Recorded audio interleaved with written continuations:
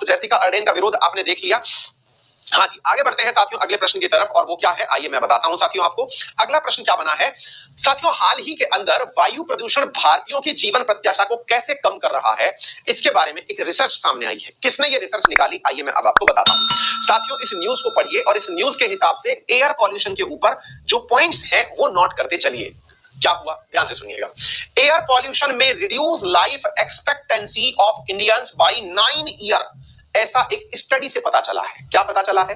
पता यह चला है कि भारतीय लोग जो हैं उनकी औसत जीने की जो उम्र है वो वायु प्रदूषण के कारण 9 साल तक कम हो सकती है, ऐसा एक स्टडी में पता चला है। किसने करी ये स्टडी, आइए मैं अब आपको बताता हूं। कुछ तथ्यात्मक जानकारी आप यहां पर प्राप्त करते चलिए। साथियों एयर पॉल्यूशन के कारण जो जानकारी है वो है energy policy institute of Chicago. साथियों हाल ही में इस इंस्टीट्यूट के द्वारा, energy policy institute of Chicago के द्वारा एक रिपोर्ट निकाली गई है।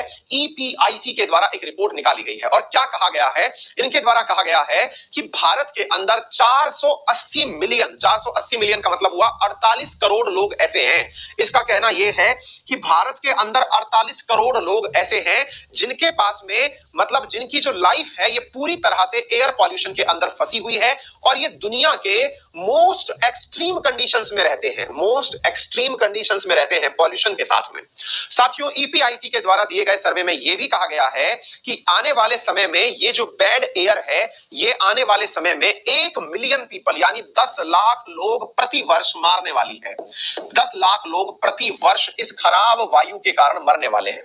इनमें सबसे ज्यादा जो लोग शामिल होंगे ये नॉर्थ इंडिया के लोग शामिल होंगे। आइए जरा इन तथ्यों को जान लेते हैं। साथियों अगर स्ट्रॉन्ग एयर पॉल्यूशन पॉलिसीज को इंप्लीमेंट नहीं किया गया तब तो मुसीबतें आएंगी ही, लेकिन रिवर्स में सोचिए कि अगर इंडियन गवर्नमेंट आज भी यह निर्णय लेती है कि यह अपने द्वारा स्ट्रॉन्ग एयर पॉल्यूशन को कंट्रोल करने की योजनाएं बनाएगी, तो ऐसी स्थिति में संभव है कि जो national capital territory of Delhi है या एनसीआर वाला एरिया है उसमें लोगों की उम्र 9.7 साल बढ़ जाए, यानी जो व्यक्ति 60 साल में मर जाता है वो हो सकता है 70 साल का होकर मरे।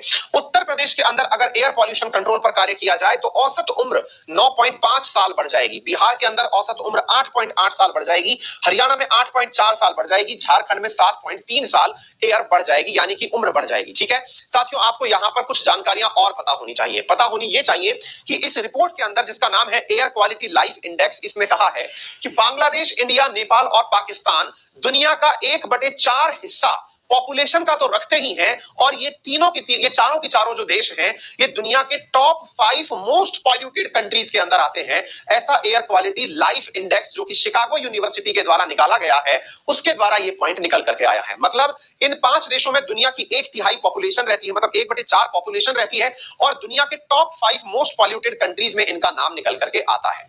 ग्लोबल एयर क्वालिटी इंडेक्स की अगर हम बात करें तो जो WHO के द्वारा रिकमेंडेड PM 2.5 है वो 10 माइक्रोन प्रति मिलीमीटर क्यूब है, यानी कि ये जो नंबर आपको दिखाई दे रहा है WHO कहता है कि अगर किसी के पास में इतना, मतलब एयर के अंदर जो पार्टिकुलेट मैटर 2.5 का जो साइज है वो 10 माइक्रोग्राम पर मीटर क्यूब है तो वो एक स्टैंडर्ड फिगर कंसीडर किया जाएगा। लेकिन साथियों इंडिया के अंदर ये जो वैल्यू है ये कहीं इससे बहुत ज्यादा है।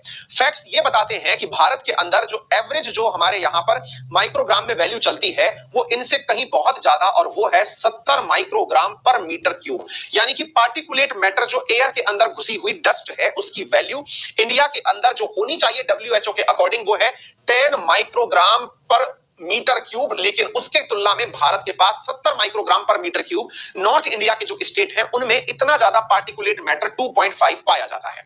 साथियों इसकी वजह से क्या फर्क पड़ता है एवरेज लाइफ एक्सपेक्टेंसी पे कि पार्टिकुलेट पॉल्यूशन जो है वो ऑन एन एवरेज अकेला खुद एक ऐसा पार्ट है जिसका बढ़ना औसत जीवन प्रत्याशा को 1.8 ईयर कम कर देता है। इंडिया का जो एयर पॉल्यूशन लेवल है इसको कंट्रोल करने के ऊपर अगर फोकस नहीं किया गया तो पूरी की पूरी पॉपुलेशन में से 40% पॉपुलेशन ऐसी होगी, energy policy institute of university of Chicago के अकॉर्डिंग, जिसकी उम्र 9 साल तक कम हो जाएगी, ये मानना है। ठीक है तो ये सारे के सारे तथ्यात्मक जानकारी है जो पॉल्यूशन के बारे में आपको पता होनी चाहिए।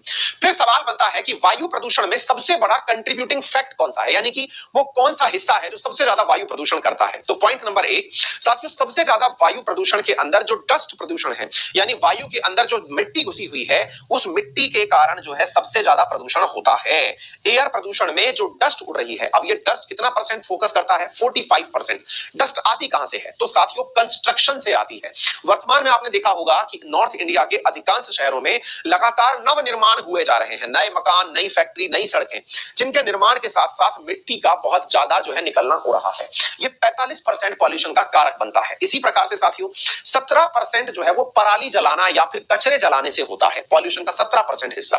14% जो हिस्सा है वो ट्रांसपोर्ट से है, जबकि हम लोग ये मानते हैं कि सबसे ज्यादा ट्रांसपोर्टेशन से होता होगा पॉल्यूशन, जबकि आप देखकर अंदाजा लगाइए कि लगभग आधा पॉल्यूशन जो है वो डस्ट के कारण उड़ता है और डस्ट के साथ साथ जो कंस्ट्रक्शन कार्य चल रहे हैं उसके कारण होता है। साथियों एक रिपोर्ट तो ये भी कहती है कि ये डस्ट ना केवल कंस्ट्रक्शन से उड़ रही है बल्कि इंडिया के नॉर्दर्न इंडिया वाले प्लेन्स में जो क्लाइमेटिक कंडीशंस चेंज हो रही हैं उसके कारण सैंड स्टॉर्म बड़ी तेजी से उठ रहे हैं। सैंड स्टॉर्म यानी कि धूल के गुबार जो है वो बहुत तेजी से उड़ रहे हैं। जैसे कि आप राजस्थान के अंदर गर्मियों में देखें तो धूल के बड़े बड़े बवंडर निकल करके यहां आते हैं, तो ये एक बड़ा फैक्टर यहां पर माना गया है। डीजल के जनरेटर से भी साथियों 9% आता है, इंडस्ट्री से 8% और डोमेस्टिक कुकिंग जो है, हम खाना जो बनाते हैं उससे 7% पॉल्यूशन होता है। ठीक है, ये कुछ फैक्चुअल चीजें हैं जो आप लोगों को यहां पर पता होनी चाहिए। साथियों अब आपके दिमाग में एक सवाल बनकर के आएगा और वो ये है कि क्या सर भारत सरकार इससे निपटने के लिए कोई प्रयास नहीं कर रही है क्या? मतलब ठीक है पॉल्यूशन है, समझ में आ गया, लेकिन इस पॉल्यूशन से निपटने के लिए हम लोग कोई प्रयास नहीं कर रहे हैं क्या? तो आंसर है बिल्कुल, हमारे द्वारा प्रयास जारी है। साथियों वर्ष 2019 के अंदर भारत सरकार के द्वारा इससे निपटने के लिए national clean energy programme that is NCAP शुरू किया गया था। क्या शुरू किया गया था? NCAP, national clean energy programme 2019 में शुरू किया गया था।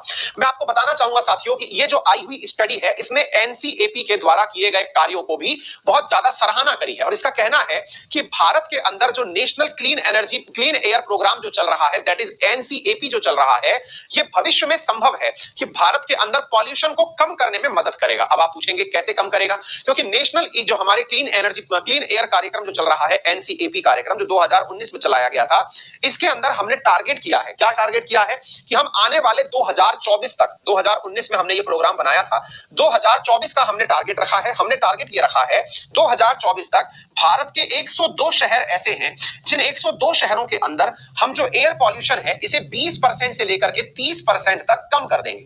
साथियों ये जो एयर क्वालिटी रिपोर्ट आई है इसने भारत के इस एनसीएपी प्रोग्राम की सराहना करी है और इसने कहा है कि अगर भारत का यह प्रोग्राम सक्सेसफुली रन हो गया तो इसकी वजह से भारत के अंदर जो औसत उम्र है लोगों की वो 1.7 साल बढ़ जाएगी, यानी 1.7 ईयर औसत उम्र इंक्रीज हो जाएगी अगर इतना भी टारगेट कर लिया। और विशेष रूप से दिल्ली के लिए कहा गया है कि अगर ये वाला प्रोग्राम लागू कर दिया गया तो दिल्ली के अंदर जो औसत उम्र है वो 3.1 साल इंक्रीज हो जाएगी अगर इंडिया ने जो प्रोग्राम बनाया था 2019 में इसे सक्सेसफुली इंप्लीमेंट कर लिया तो।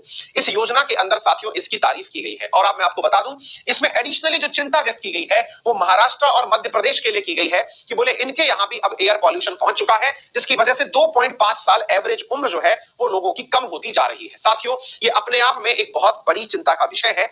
वॉल्यूम मतलब एयर पॉल्यूशन के अंदर डस्ट पॉल्यूशन एक बहुत बड़ी चिंता का विषय है।